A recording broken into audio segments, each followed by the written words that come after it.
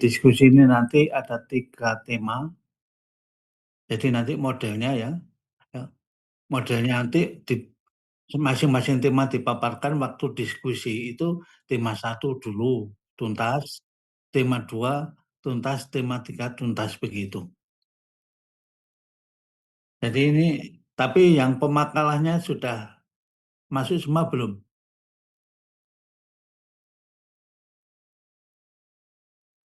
Itu lagi belum, Prof. Sudah masuk semua belum? Semua?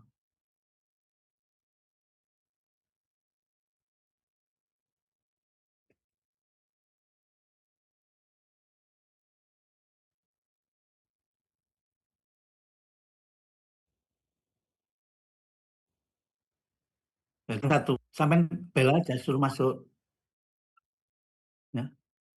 Ya kita mulai ya. Assalamualaikum warahmatullahi wabarakatuh. Assalamualaikum warahmatullahi wabarakatuh. Jadi ini nanti 3 tema model diskusinya ya. Semua memaparkan tema 1, tema 2, tema 3. Setelah itu baru diskusinya masing-masing tema.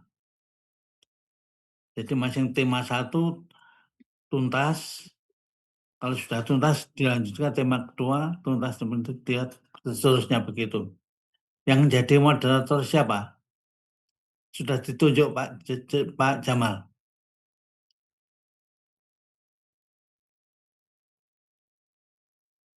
Oh gitu ya, silakan dimulai.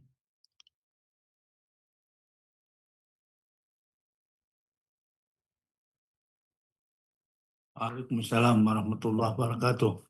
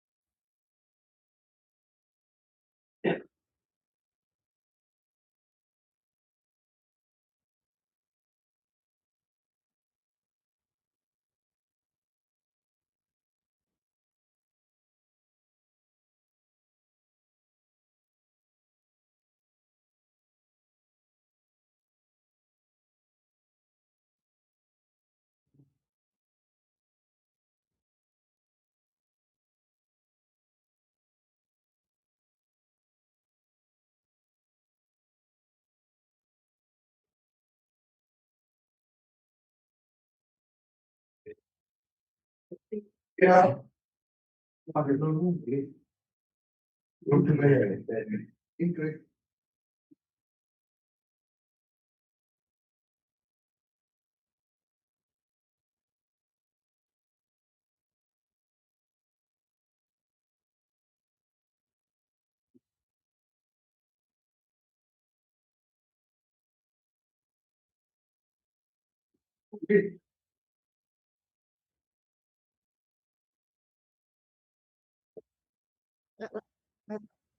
Lapor aja, udah ada belum siap.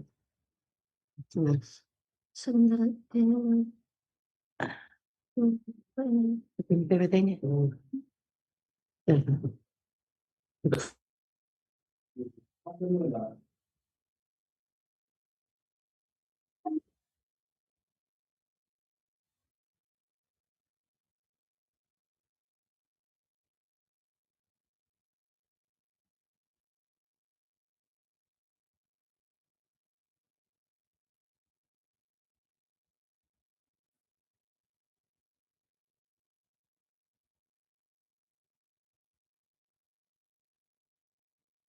Ya.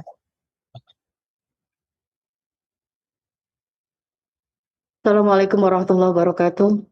Alhamdulillahirrahmanirrahim. Wassallallahu ala sayyidina Muhammadin wa alihi wa sahbihi wasallam. Amma ba'du, yang saya hormati dosen pengampu kita Profesor Dr. Haji Mulyadi MPDI dan teman-teman mahasiswa S3. Baik, untuk mempersingkat waktu saya mulai saja. Kita belajar bersama untuk materi inovasi pengelolaan SDM pendidikan Islam berbasis kompetensi global. Pada kesempatan ini saya akan memaparkan materi tersebut dan membahas bersama bagaimana pendidikan Islam dapat bertransformasi secara sistemik agar mampu menghadapi tantangan global tanpa kehilangan identitas dan nilai-nilai keislamannya. Judulnya, ya, slide kedua. Nggak usah. Kita mulai dari latar belakang. Saat ini dunia sedang mengalami transformasi global yang sangat cepat. Perubahan ini berdampak langsung pada dunia pendidikan, termasuk pendidikan Islam. Pendidikan Islam tidak lagi cukup hanya menjaga nilai-nilai keislaman, tapi juga harus mampu beradaptasi dengan perkembangan zaman. Seperti yang disampaikan oleh salah seorang ahli, jika pendidikan tidak mampu merespon perubahan global, maka akan mengalami stagnasi dan kehilangan relevansinya. Masalah utama sebenarnya bukan pada nilai, tapi ya pada lemahnya sistem pengelola SDM yang belum berbasis kompetensi global dan belum memiliki evaluasi kinerja yang jelas. Baik, untuk di sini berdasarkan latar belakang tersebut ada 3 rumusan masalah. Yang pertama, bagaimana karakteristik pengelolaan SDM pendidikan Islam dalam konteks global. Rumusan masalah yang kedua, apa saja faktor yang menyebabkan stagnasi pengelolaan SDM pendidikan Islam. Dan rumusan masalah yang ketiga adalah bagaimana model inovasi yang dapat diterapkan secara sistemik dan berkelanjutan. Selanjutnya kita masuk ke paradigma SDM dalam perspektif global. Saat ini terjadi pergeseran paradigma dari yang sebelumnya hanya bersifat administratif menjadi lebih strategis dan berbasis kompetensi. Menurut Muhaimin, reformasi pendidikan Islam tidak hanya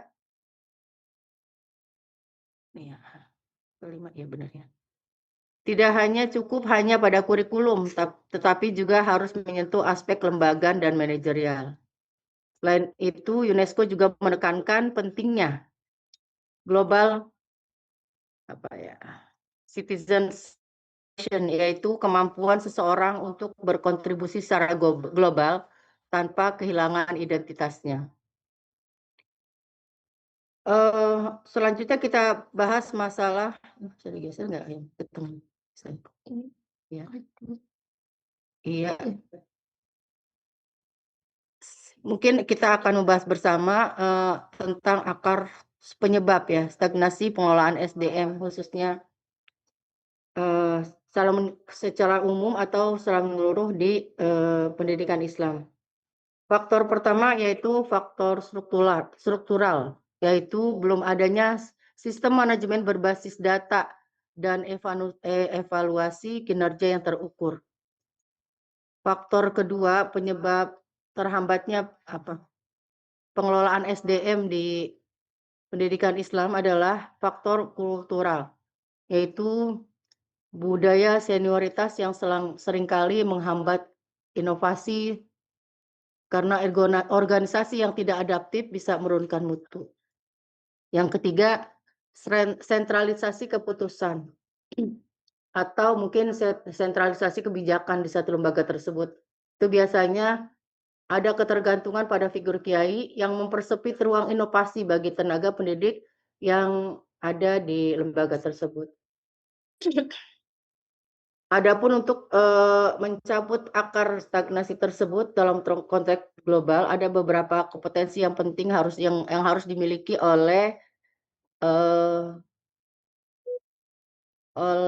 SDM ya di bidang pendidikan itu. Yang pertama adalah kemampuan untuk berpikir kritis. Yang kedua, literasi global. Yang ketiga, kemampuan berkomunikasi lintas budaya. Yang keempat yaitu kemampuan untuk beradaptasi terhadap perubahan. Di sini kita melihat adanya kesenjangan antara idealitas dan realitas. Bagaimana kompetensi yang ideal yang harus dimiliki oleh SDM pendidikan dengan realitas yang ada.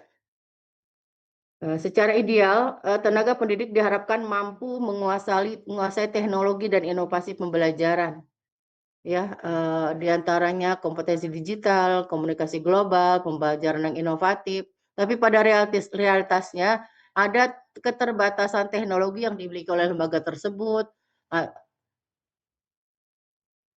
terutama untuk banyak membaca literasi digital ya. Lalu banyak juga dari lembaga-lembaga itu masih menggunakan metode yang konvensional dan pengembangan pendidikan kurikulum atau pembelajaran yang ada itu pengembangannya insidental, tidak terukur, tidak ada evaluasi berbasis kinerja.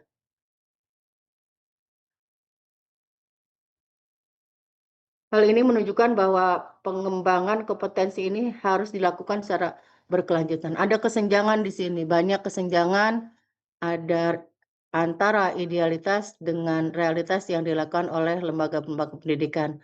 Itu terkendala karena memang SDM pendidikannya yang kurang kompetensi dan kurang melakukan banyak inovasi untuk melakukan pembelajaran inovatif, berkomunikasi secara global, atau memiliki kompetensi digital. Baik, selanjutnya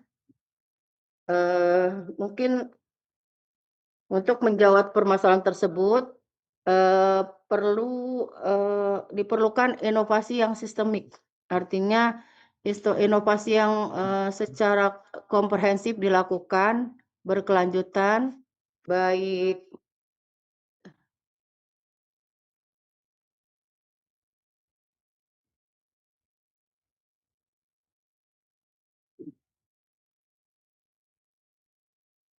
model ini salah satu model inovasi dalam pengelolaan SDM pendidikan kita. Mudah-mudahan nanti bisa dilakukan di lembaga masing-masing, yaitu pendekatan komprehensif yang bisa merubah seluruh sistem, bukan hanya sebagian, dengan mengintegrasikan teknologi baru, kebijakan, dan perubahan sosial. Karena yang dibahas kita adalah masalah SDM, mungkin dimulai dengan rekrutmen terhadap tenaga pendidik itu.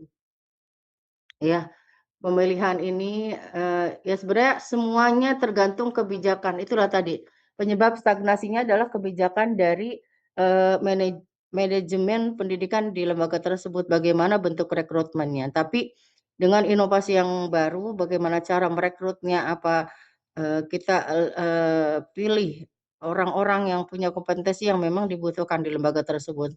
Lalu setelah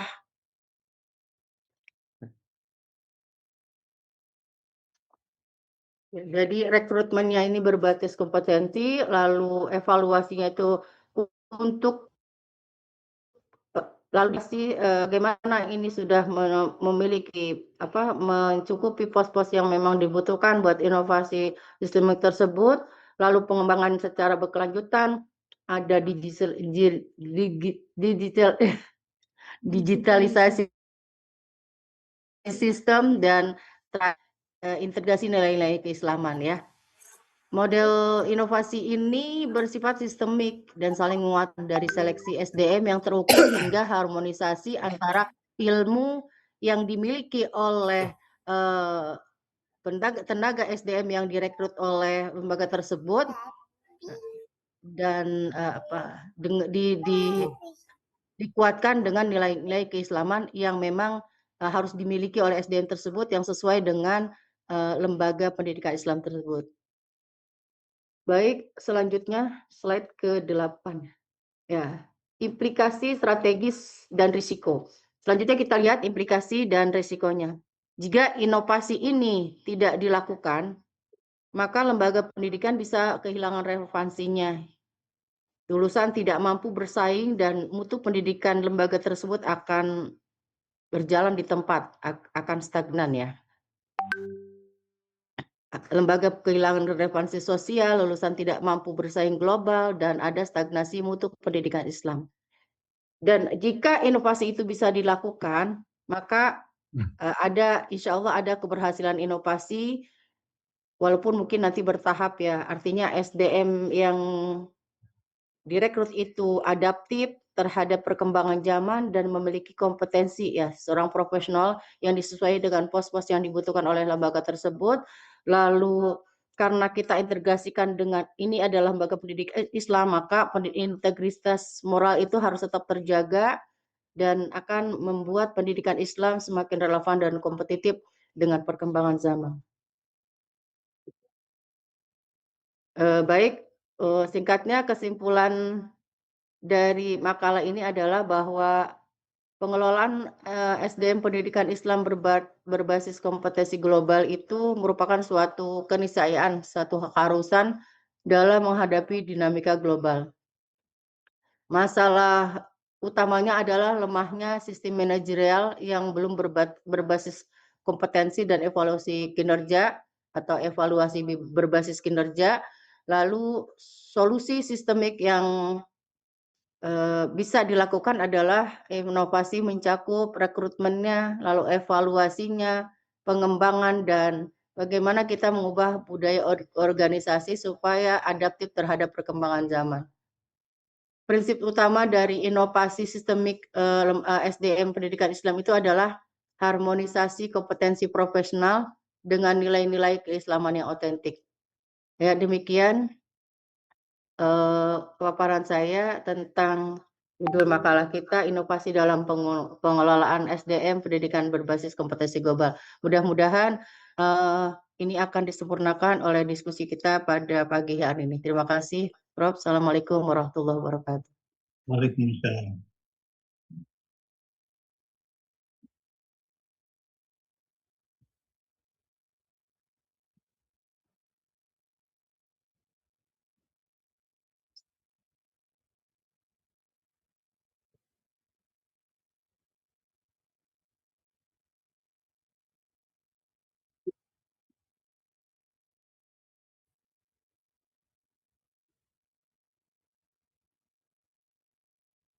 Baik, Pak. Izin saya dari Pak Saifullah. Ya.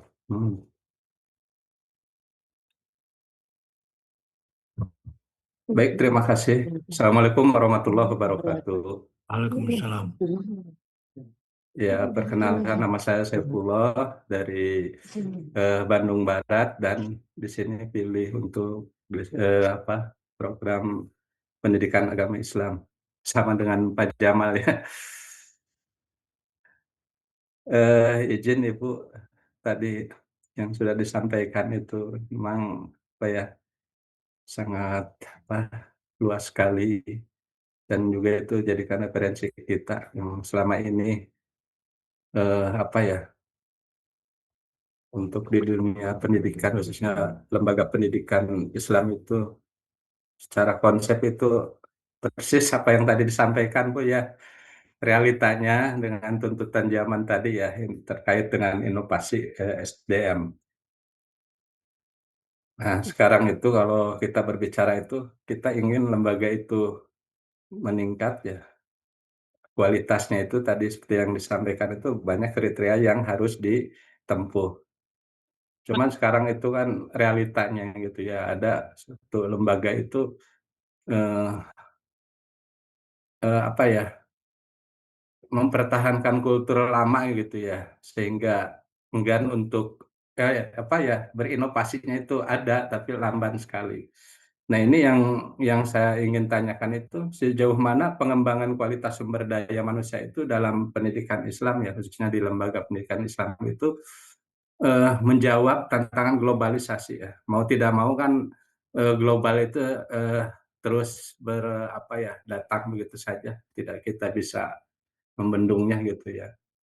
Dan juga indikator apa sih yang dapat digunakan untuk mengukur keberhasilan kompetensi global tersebut?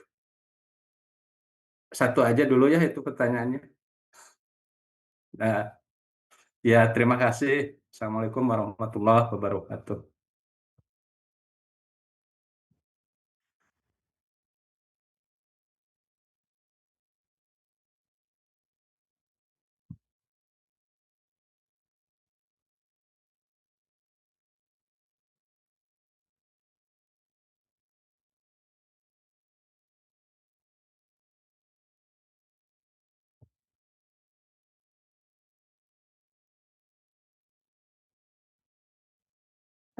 Iya, ini soalnya ada 2 ya, Pak, ya? Indikator keberhasilan inovasi. Baik. Satu lagi, sejauh mana? Apa tadi? Ya, yang pertama itu sejauh mana pengembangan kualitas sumber daya manusia itu dalam pendidikan Islam ya khususnya. Karena saya prodinya kan dipilih pendidikan agama Islam. Mampu menjawab tantangan global gitu. Karena kalau berbicara sejauh mana kan sangat luas sekali ya, Bu. Iya, Pasti ada betul. kriteria khusus lah yang perlu kita capai gitu dalam konteks Baik, sebelum saya jawab sejauh mana, mungkin kita, ke soal nomor 2 dulu ya, karena soal nomor 2 itu, kalau soal ini indikatornya kita itu. bisa, apa namanya, indikatornya kita ketahui, maka kita akan tahu sejauh mana, pengembangan atau pengelolaan SDM di satu lembaga itu bisa kita lihat ya. Baik, Baik, Ibu. jadi kita ke soal nomor 2 dulu, Bapak minta maaf kalau nanti Boleh, jawaban mangga. saya, Iya. kurang kurang, sempurna, nanti bisa disempurnakan dengan diskusi kita pagi ini. Baik, indikator keberhasilan inovasi pendidikan itu bisa diukur, ya pertama dari peningkatan hasil belajar siswa, ya. Bagaimana itu yang pertama ya. Jadi apakah hasil belajar siswa itu kita misalkan melakukan inovasi dengan menggunakan alat-alat teknologi seperti proyektor di dalam kelas atau guru-guru yang mengajar sudah menggunakan, eee, apa, PowerPoint dan sebagainya, itu nanti kita lihat indikatornya dari peningkatan hasil siswa. Kalau misalnya dengan teknologi yang sudah kita gunakan itu, pembelajaran siswa itu meningkat, artinya guru, dengan PPT itu guru lebih mudah menjelaskan ya kepada siswa dengan waktu yang sebentar, tapi penjelasannya bisa lebih menyeluruh. Nanti kita lihat dari hasil ya, hasil belajar siswa. Lalu terkait dengan penggunaan alat-alat teknologi yang di kelas yang kita lakukan di kelas, kita melihat bagaimana efektivitas, proses efektivitas dan efisiensi ya, proses pembelajaran dengan menggunakan teknologi tersebut. Ya, itu indikatornya. Bagaimana peningkatan belajar siswa, bagaimana efektivitas dan efisiensi proses pembelajaran yang menggunakan teknologi tersebut, lalu bagaimana kita menggunakan kurikulum yang adaptif ya. Artinya, mungkin kita berkaitan dengan lembaga seperti kalau pesantren kan dengan Departemen Agama atau misalnya kalau bentuknya misalnya SMPIT itu, kepada dinas pendidikan itu kan tapi kita bisa mengolah karena misal di pesantren kita bisa mengolah tambahan kurikulum kepada, eee, kepada siswa kita untuk bisa mengakomodasi perubahan zaman. Kira-kira apa yang dibutuhkan oleh Tantri untuk penambahan kurikulum di kelas. Lalu yang ketiga indikatornya adalah bagaimana profesionalisme guru yang kita rekrut di lembaga tersebut. Artinya dengan kita manajemen itunya memberikan banyak seminar-seminar kepada guru atau pelatihan-pelatihan yang berkaitan dengan inovasi yang kita lakukan.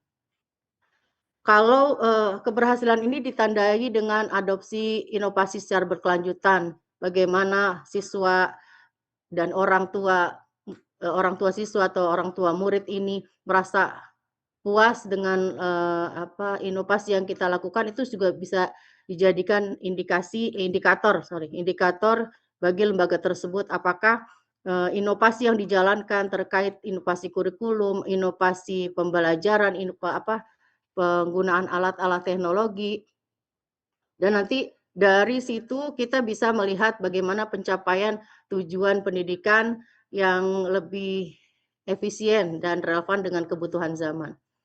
Ya, jadi indikatornya adalah peningkatan hasil akademik dan kompetensi siswa, peningkatan kualitas proses pembelajaran, dan adopsi dan keberlanjutan inovasi, terus peningkatan profesionalisme guru, dan bagaimana kepuasan pengguna, baik itu siswa atau orang tua, dan bagaimana efektivitas manajemen dan sarana prasarana yang kita berikan untuk melakukan inovasi terhadap lembaga pendidikan kita. Nah, dari indikator-indikator tersebut, baru nanti pihak manajemen akan bisa melihat sejauh mana SDM yang kita rekrut ini mampu melakukan inovasi yang kebaikannya adalah untuk peserta didik. Dan kepuasannya itu ada di peserta didik dan di orang tua siswa. Jika orang tua siswa dan siswa sudah merasa bahwa kebutuhan pendidikannya, pengajarannya sudah terpenuhi, walaupun kita tidak bisa memandang bahwa kepuasan seluruh manusia itu seluruh siswa itu bisa kita penuhi. Artinya kalau siswa sudah merasa puas dengan inovasi yang kita lakukan, maka kita harus bisa lebih menambah sedikit demi sedikit inovasi tersebut supaya berjalan secara sistemik dan berkelanjutan. Gitu Bapak.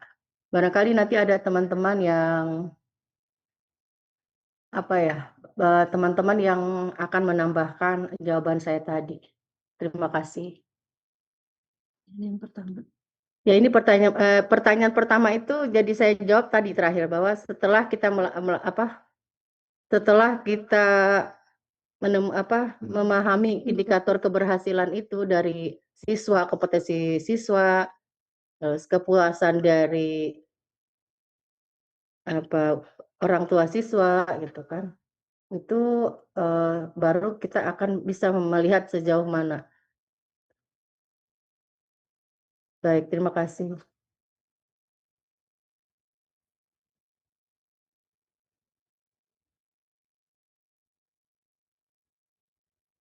Alhamdulillah puas gitu ya.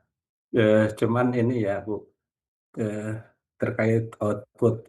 Kalau sekarang itu kadang-kadang kan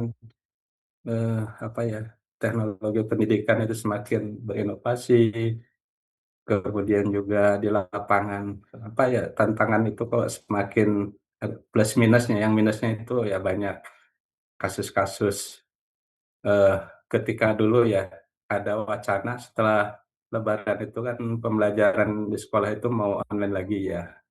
Di selain banyak yang protes juga karena ketika masa pandemi itu katanya SDM kita itu kan lebih mundur 2 tahun ke belakang gitu ya. Ada aspek-aspek bermain yang kurang tersentuh, misalkan dari segi perilaku, sikap, atau akhlak lah kalau kita itu.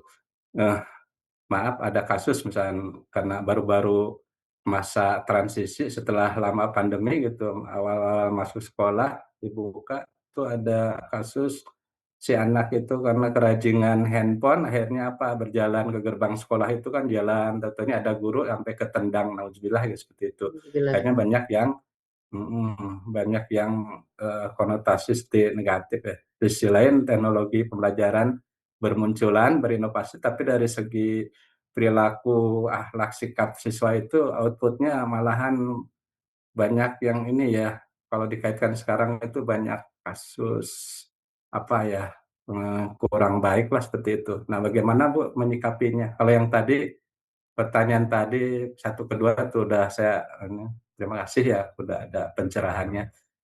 Nah, ini Baik, gimana menyikapi hal-hal tadi Bu? Di sisi lain kita berinovasi ya, tapi dari segi outputnya itu justru eh, apa banyak kasus gitu eh, siswa ya hal-hal yang baik. apa yang sifatnya afektifnya itu kurang tersentuh. Baik, baik, saya coba menjawab, nanti mungkin ditambahkan dari teman-teman yang lain. Memang, itulah, plus minus dari teknologi ya, Pak. Jadi, teknologi tidak bisa kita salahkan. Mari kita, berkaca kepada di sini bahwa pengguna teknologi itu yang harus, bisa meminimalisir segala, eee, minus dari teknologi tersebut. Tapi, untuk siswa, barangkali seperti ini, memang kita tidak mengharapkan ada pembelajaran online lagi ya, karena di situ, guru itu tidak bertemu langsung lah, tidak bertemu langsung dengan muridnya. Ya, jadi, minusnya kalau pembelajaran online online itu satu, anak memegang handphone dan kita tidak bisa mengontrol, penggunaan handphone itu karena guru itu, berjarak ya dengan siswa.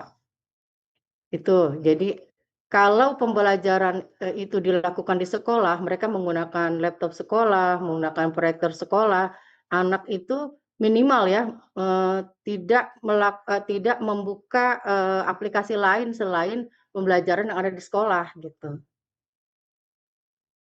Jadi kalau di sekolah kan anak tidak menggunakan handphone, tapi menggunakan, laptop atau proyektor, di mana materi yang ada di laptop itu atau misalnya materi yang diberikan guru yang menggunakan teknologi dengan melakukan pembelajaran dengan PPT itu, anak itu tidak melihat aplikasi lain. Ya, jadi mungkin minusnya dari pembelajaran jarak jauh adalah tidak ada, kalau bahasa kita tidak ada ta'aluk antara guru dengan murid karena tidak bermuajahah, tidak bertemu langsung dengan gurunya gitu kan, hanya, bertemu lewat media sosial. Artinya kita bertemu wajah, tapi kita tidak melihat langsung apakah dia melakukan pembelajaran itu dengan sambil makan atau sambil lihat handphone yang lain itu seperti itu. Jadi kita mungkin akan lebih setuju bahwa pembelajaran itu adanya di kelas dengan berinovasi menggunakan teknologi yang ada, ya kan. Dan sekarang insya Allah di sekolah-sekolah itu guru-guru sudah mengajar dengan PowerPoint, jadi, anak juga semua insya Allah fokus ke materi yang ada di depan kelas gitu kan. Mungkin kami guru-guru itu sangat tidak setuju dengan pembelajaran online karena ya itulah kita tidak menyentuh afektif akhlak si anak gitu, tidak bermuajahah langsung dengan si anak dalam proses pembelajaran.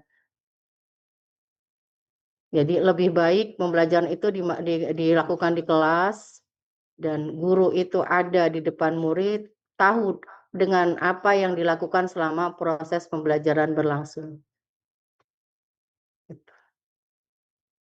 Ya, jadi kita tidak bisa menyalahkan teknologinya, yang kita harus jaga adalah pengguna teknologi, dalam hal ini adalah anak-anak kita. Dan ini mungkin, pendidikan itu tidak hanya, urusan guru dengan murid, harus ada sinergi dari orang tua ya. Bagaimana pihak guru atau manajemen suatu lembaga itu bisa melakukan banyak pendekatan kepada wali murid ya atau wali santri untuk, melakukan pengawasan bersama, karena kadang-kadang itu di pesantren kita jaga 24 jam, tapi pada saat di rumah, orang tua tidak melakukan hal yang sama seperti gurunya di dalam pesantren. Itu juga kalau tidak ada koordinasi dengan orang tua, anak itu bisa lepas. Artinya lepas, pengawasan lah gitu. Karena orang tua mengawasinya tidak seperti maaf misalnya guru yang ada di pesantren yang 24 jam mereka berinteraksi, mereka beraktivitas di bawah pengawasan guru. Di pesantren tidak ada HP, tapi kadang-kadang liburan di rumah 3 minggu orang tua memberikan HP kepada anak. Itu artinya tidak ada kerjasama antara guru dan orang tua untuk memantau perkembangan anak, untuk bagaimana mengawasi penggunaan teknologi terhadap anak. Begitu Pak, terima kasih.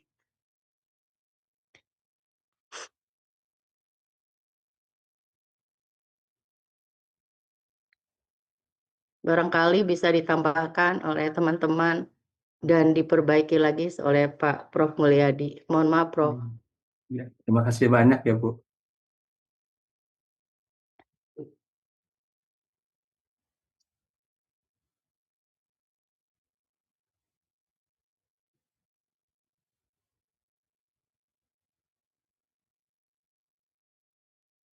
Kalau tidak ada ditunjuk ya, sehingga semua bisa terlibat.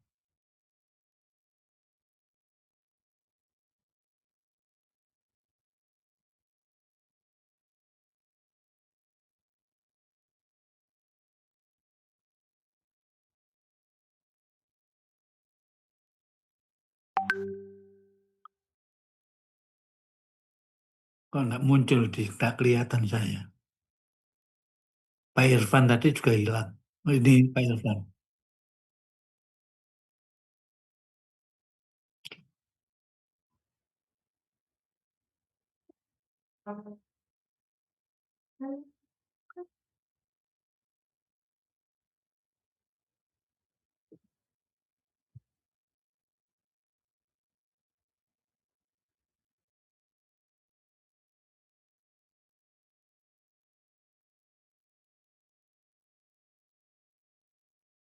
Silakan Bu Siti, tidak semua dulu, yang lain semua harus bicara. Orangnya hanya sedikit, kalau semua tidak memahami kan. Tadi siapa? Bu Siti ya?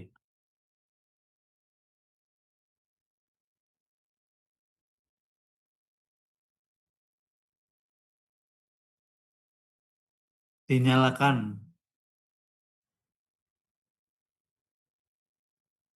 Kan sekretaris kan Bu Siti ini.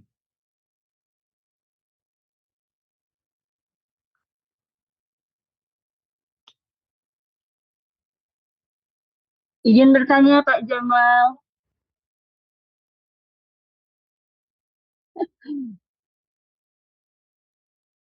Berarti ada dua Ibu Siti, Pak. Oh, ada dua Bu Siti ya. Terima kasih atas waktunya Prof dan teman-teman. Baik, Ibu ya, mohon maaf sebelumnya. Izin bertanya, ini khusus ya untuk di lembaga pendidikan Islam itu kan di lapangan memang kita ketahui bahwa para pendidik itu dalam penguasaan materi keagamaan itu sangat mumpuni, begitu ya, sangat unggul. Namun kadang-kadang banyak juga dari tenaga pendidik itu belum memiliki kompetensi digital, begitu ya, yang mana di zaman ini perlu sekali, begitu. Nah, menurut Ibu, kira-kira strategi pengelolaan SDM yang seperti apa yang paling efektif untuk menjawab kesenjangan tersebut tanpa menghilangkan jati diri pendidikan Islam itu sendiri, begitu. Terima kasih. Strategi ya. Mungkin kalau kita bicara tentang strategi ini kaitannya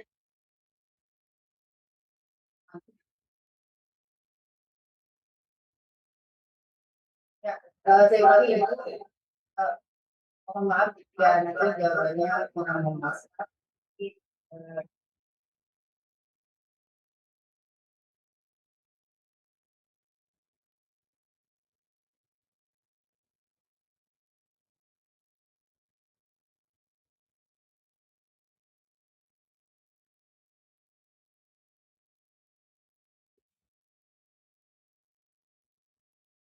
Atau pertanyaan lain gitu ya.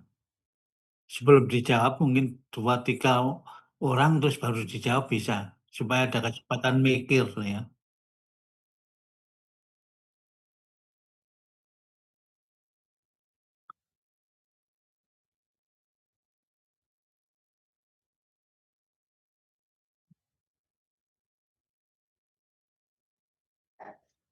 Ya baik, saya coba jawab dulu untuk pertanyaan Ibu tadi. Jadi kalau kita bicara strategi mungkin, ini, akan berkaitan dengan manajemen ya, bukan kepada,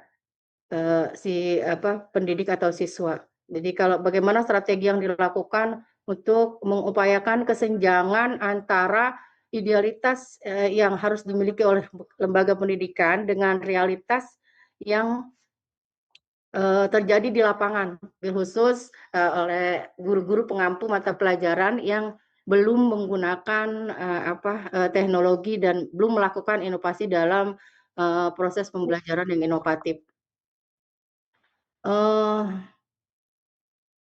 Memang kalau di lembaga pendidikan Islam kita tidak khawatir ya bahwa guru-guru yang pengajar pasti sudah memiliki kompetensi di bidang agama ya.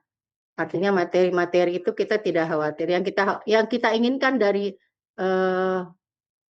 inovasi ini, bil khusus itu harusnya dilakukan oleh manajemen Ibu ya.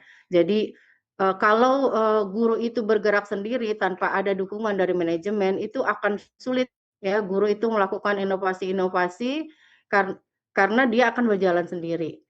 Eee, Lebih baiknya adalah kalau kita lihat dari kesenjangan idealitas dengan realitas ini, sebenarnya masalahnya mungkin di manajemen.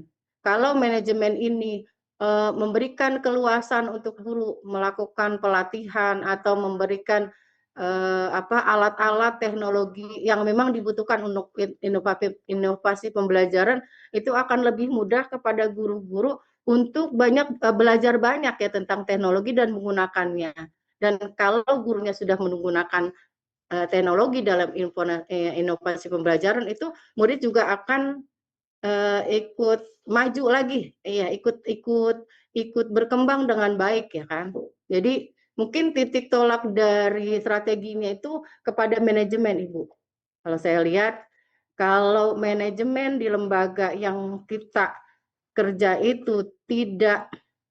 Itulah tadi kan kita bahas di stagnasi inovasi itu diantaranya adalah misalnya kurangnya apa ya budaya kultural, struktural juga ya. Kalau pihak manajemen itu tidak mau membuka diri untuk melakukan banyak inovasi terkait dengan pengembangan teknologi ya, tidak menginisiasi penggunaan teknologi atau tidak menyediakan alat-alat teknologi yang dibutuhkan seperti korektor, laptop buat guru atau buat murid. Terus lalu dari sisi pengembangan gurunya juga guru tidak pernah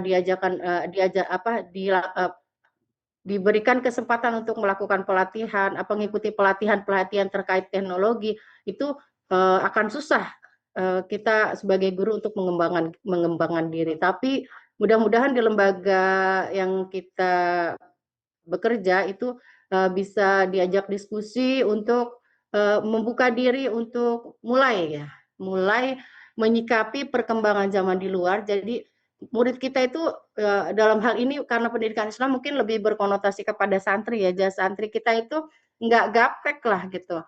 Nggak cuman bisa menggunakan HP tapi tidak bisa menjelaskan materi melalui PowerPoint gitu. Jadi kalau anak itu sudah dibiasakan di pesantrennya, dia nanti di luar kuliah dan sebagainya itu akan tidak terlalu ketinggalan lah ibaratnya gitu. Karena memang perkembangan zaman di luar sebegitu pesatnya gitu. Anak-anak yang bisa menggunakan HP belum tentu bisa menggunakan laptop untuk proses pembelajaran dengan baik gitu. Jadi mungkin strateginya adalah bagaimana manajemen. Di sini saya mungkin akan lebih menitik beratkan kepada manajemen karena kalau manajemen tidak membuka diri dan tidak menyediakan dan tidak mempersiapkan guru-gurunya untuk menyikapi bersikap adaptif terhadap perkembangan teknologi di luar, maka itu tidak akan terjadi. Tapi kalau manajemen yang open minded bisa membuka diri, bisa berusaha menyediakan apapun yang dibutuhkan oleh guru, apapun yang dibutuhkan oleh santri terkait dengan inovasi pembelajaran, insya Allah itu bisa terjadi. Terima kasih Ibu. Baik, terima kasih Bu Yayan. Ya.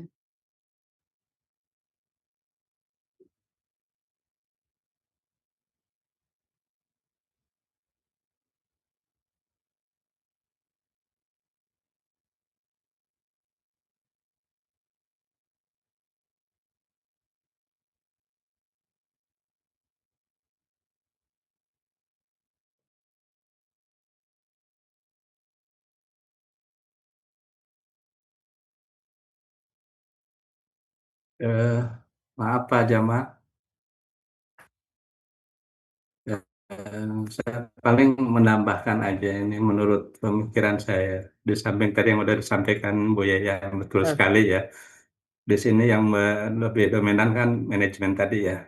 Nah mungkin penjabarannya dari situ strategi yang untuk mengatasi kesenjangan tadi bisa saja dari pihak manajemen itu mengadakan semacam pelatihan peningkatan kompetensi guru ya seperti itu. Ya, itu harus kontinu diadakan oleh lembaga. Kemudian penerapan model pembelajaran inovatif. Karena materi-materi dalam pendidikan Islam itu tidak semua cenderung bisa menggunakan media gitu ya. Ada hal-hal yang sifatnya urgensi seperti SKI ya Bu, sejarah kebudayaan Islam kan cenderung sesuatu ngantuk banget gitu ya.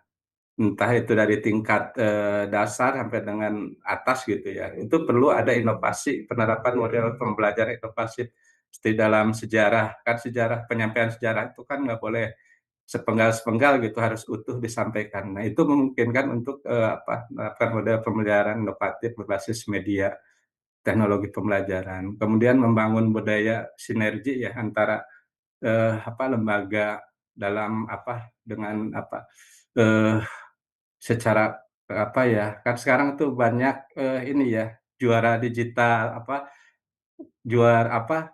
jawara digital gitu Bu, kalau di Bandung itu bisa membangun sinergi gitu ya, mereka mengadakan roadshow atau diundang oleh lembaga untuk disampaikan pada guru-gurunya.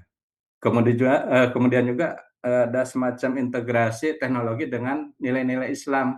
Kalau kita itu mengislamkan teknologi lah seperti itu. Jadi hal-hal yang baru terkait iptek itu kan disampaikan ke anak itu dari segi yang tadi kan kayak handphone ya. Kita kan nggak bisa menekan anak itu nggak boleh menggunakan handphone kan. Tapi dari segi positifnya kan bisa diberdayakan sebagai tadi untuk menggali potensi hal-hal yang sifatnya teknologi berbasis nilai Islam tadi ya. Mungkin yang terakhir itu pemanfaatan teknologi untuk akses yang sifatnya berkualitas. Artinya teknologi bisa digunakan untuk memperluas akses pembelajaran serta meningkatkan kualitas pembelajaran di lembaga pendidikan tersebut. Artinya ya tadi benar, pihak manajemen itu harus peka gitu terhadap kemajuan teknologi digital ini gitu ya. Terutama di tantangan globalisasi ini. Itu saja barangkali.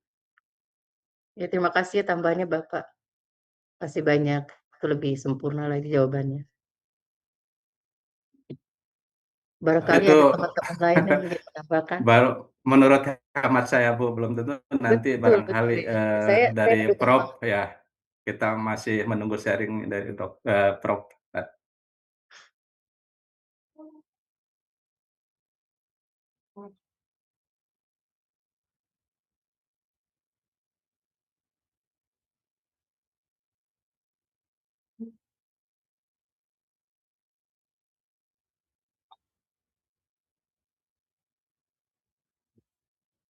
Izin, saya nanya.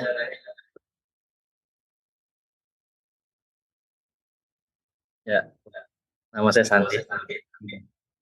Izin bertanya kait dengan yang tadi dibahas, bagaimana pendidikan Islam ini menjaga keseimbangan antara inovasi SDM dengan pelestarian nilai-nilai tradisional keislaman. Jadi jangan sampai inovasi yang ada itu meninggalkan sesuatu nilai-nilai tradisional keislaman yang pernah ada gitu. Itu saja mungkin. Sama ini mungkin yang perbedaan yang paling menonjol antara inovasi pendidikan dalam pendidikan Islam dan sekolah umum gitu. Inovasi SDM. Terima kasih. Ya, yang pertama tadi, yang kedua kan perbedaan inovasi di Islam. pendidikan Islam dan di luar Umum. pendidikan Islam. Lalu yang kedua bagaimana supaya tidak baik Menjaga nanti. Baik, saya coba untuk menjawab pertanyaan pertama, bagaimana supaya pendidikan Islam nilai-nilai keislaman itu tidak luntur dengan inovasi yang dilakukan. Baik, kalau kaitannya dengan SDM, maka tadi dijelaskan bahwa di slide ke-7 itu sudah dijelaskan ya. Bagaimana supaya inovasi ini saling menguatkan. Itu terkait dengan awalnya rekrutmen. Kita tidak mungkin merekrut tenaga profesional misalnya yang tidak mau menjalankan nilai-nilai nilai-nilai keislaman misalnya yang sudah mengakar di lembaga tersebut. Jadi ujungnya adalah di seleksi rekrutmen dari tenaga pendidik yang akan kita gunakan. Yang pertama seleksi, lalu ada komitmen ya, ada komitmen dari tenaga pendidik yang kita rekrut itu untuk di awal pihak manajemen harus sudah memberikan satu ultimatum lah ibaratnya bahwa kita tidak ingin hanya merekrut seorang profesional gitu. Karena seorang profesional yang tidak memiliki harmoni nilai keislaman dalam dirinya mungkin akan melangkah jauh dengan visi misi dari lembaga yang kita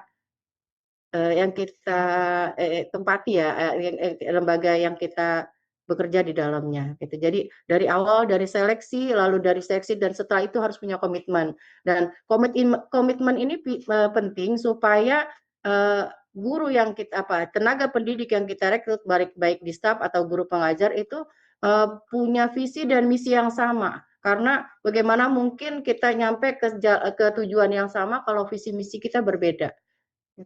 Jadi pertama seleksi pada saat rekrutmennya, lalu yang kedua adalah komitmen. Karena komitmen ini penting.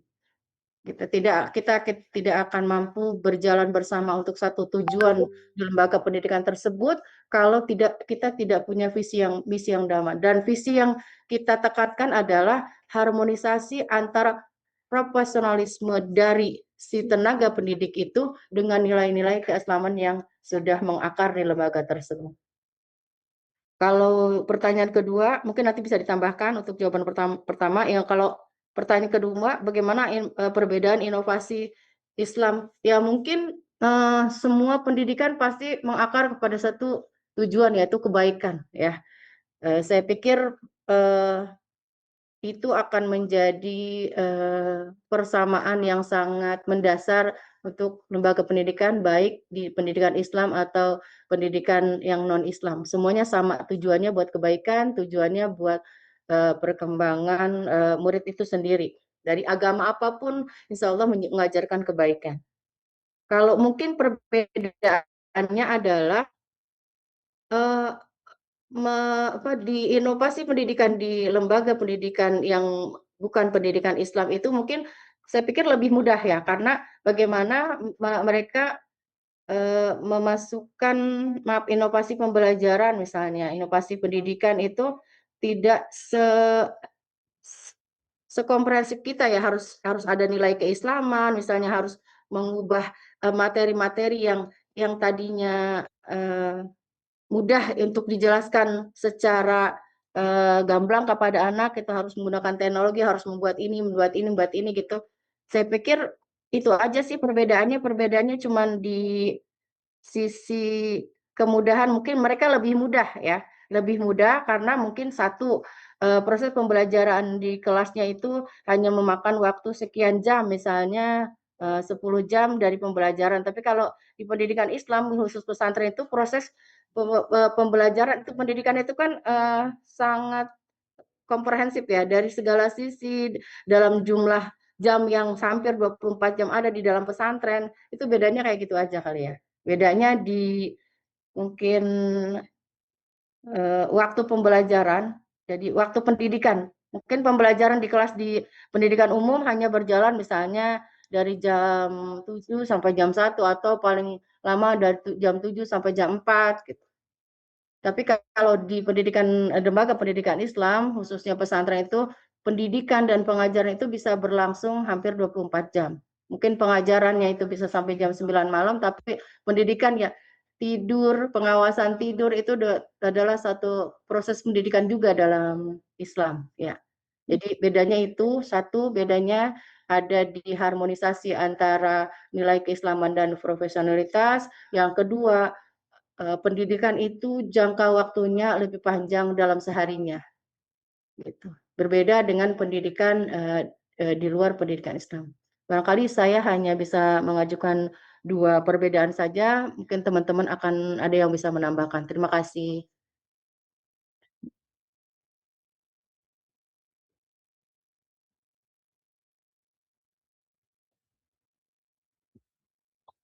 Pak.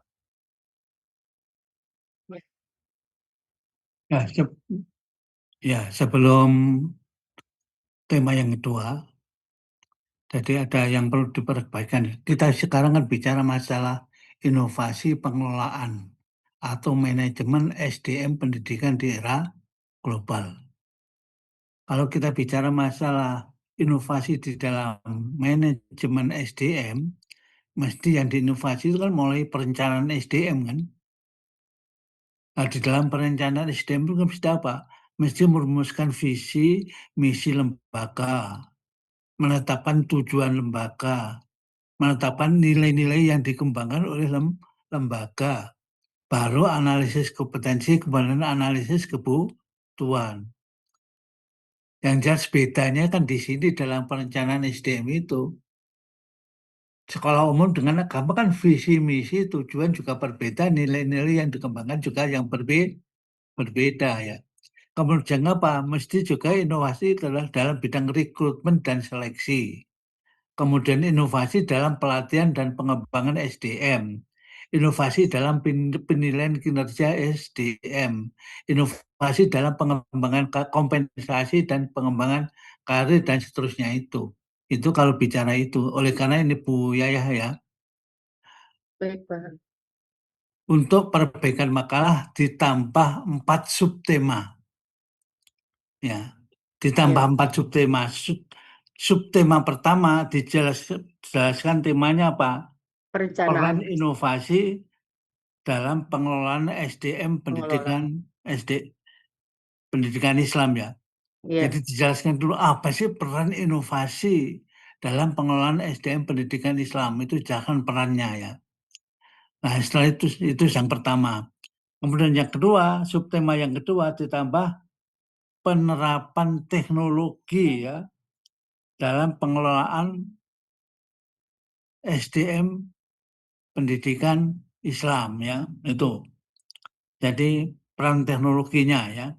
Nah, ya, kemudian yang ketiga, tema yang ketiga itu strategi pengembangan ya SDM pendidikan Islam berbasis digital. Itu ya. Nah, kemudian yang keempat ditambah tantangan dan solusi ya dalam pengelolaan SDM pendidikan Islam. Tantangannya apa?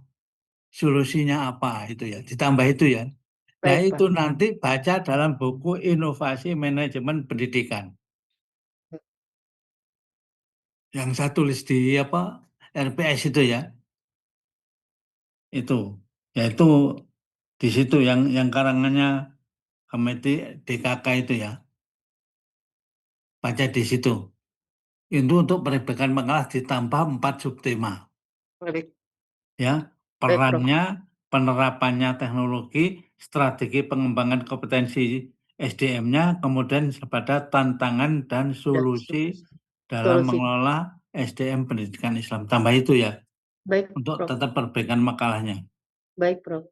Dan bisa dilanjutkan tema yang kedua.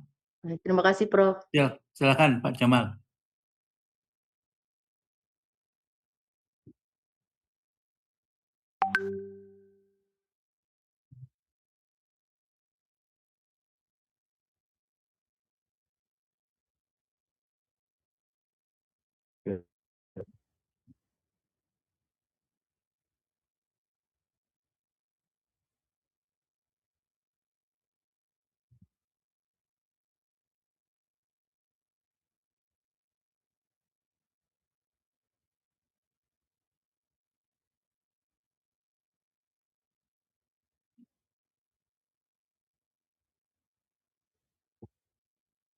Baik, terima kasih banyak Pak Jamal. Mohon izin, Prof. Ini masih di-upload ininya, PPT-nya. Jadi sambil jelasin. Bismillahirrahmanirrahim. Assalamualaikum warahmatullahi wabarakatuh. Yang saya hormati dosen pengampu